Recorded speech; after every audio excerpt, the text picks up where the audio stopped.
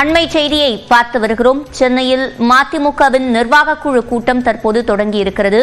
முதன்மை செயலாளர் பொறுப்பிலிருந்து விலகுவதாக துரை வைகோ அறிவித்திருந்த நிலையில் அது தொடர்பாக இன்றைய கூட்டத்தில் ஆலோசிக்கப்பட இருக்கிறது. இந்நிலையில் இந்த கூட்டத்திற்கு வருகை தந்த துரை வைகோவை இளம் தலைவரே என்று தொண்டர்கள் கூச்சமிட்டு வரவேற்றிருக்கின்றனர். இது தொடர்பாக கூடுதல் விவரங்களை செய்தியாளர் கோகுலிடம் கேட்கலாம். கோகுல், முழுமையான விவரங்கள்.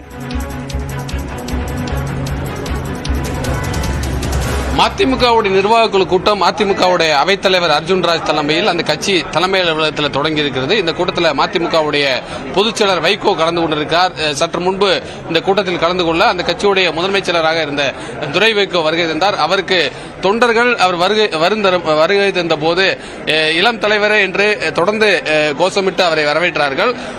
துணை பொதுச் செயலர் மல்லை சத்யாவும் சற்று முன்பு இந்த கூட்டத்தில் கலந்து கொள்ள வந்திருந்தார். அவர் தனியாக பொதுச்செயலர் வைகோவை சந்தித்து பேசியிருக்கிறார். இந்த நிர்வாக குழு கூட்டத்தில் உட்கட்சி பிரச்சனை தொடர்பாக இந்த நிர்வாக குழு கூட்டத்தில் பேசப்பட இருக்கிறது. தொடர்ந்து இந்த கூட்டத்தில் துரை வைகோ தன்னுடைய கருத்தையும் முதன்மை செயலாளர் பதவியில் இருந்து விலகியதற்கான காரணம் குறித்தெல்லாம் இந்த கூட்டத்தில் பேச இருக்கிறார். அதேபோல மாவட்ட நிர்வாக குழு சார்பாக பல தீர்மானங்கள் நிறைவேற்றப்பட்டிருக்கிறது. அந்த தீர்மானங்கள் குறித்து மாவட்ட செயலாளர்கள் இந்த கூட்டத்தில் பேச இருக்கிறார்கள்.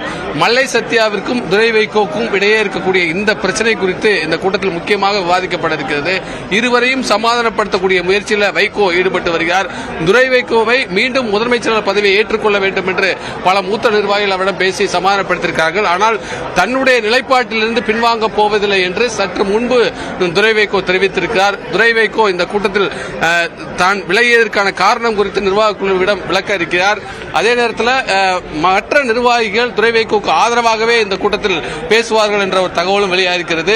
மல்லை சத்யாவிற்கும் துரை வைகோவுக்கும் இடையே இருக்கக்கூடிய இந்த உட்கட்சி பிரச்சனைக்கு முழுமையான சமாதான முயற்சியில் அதற்கான முடிவு எட்டப்படுமா என்பது இந்த நிர்வாக குழு கூட்டத்திற்கு பின்னர் தெரிய வரும். பொதுச் செயலாளர் வைகோ இருவரையும் சமாதானப்படுத்தக்கூடிய முயற்சியில் இருக்கிறார். அதற்காக தான் முதன்மைச் செயலாளர் பதவியிலிருந்து நேற்றைய தினம் விலகுவதாக துரை வைகோ தெரிவித்திருந்த நிலையில் இந்த கூட்டத்தில் ஒரு முக்கியமான முடிவு எடுக்கப்பட இருக்கிறது. சற்று முன்பு நிர்வாக குழு கூட்டமானது தொடங்கியிருக்கிறது.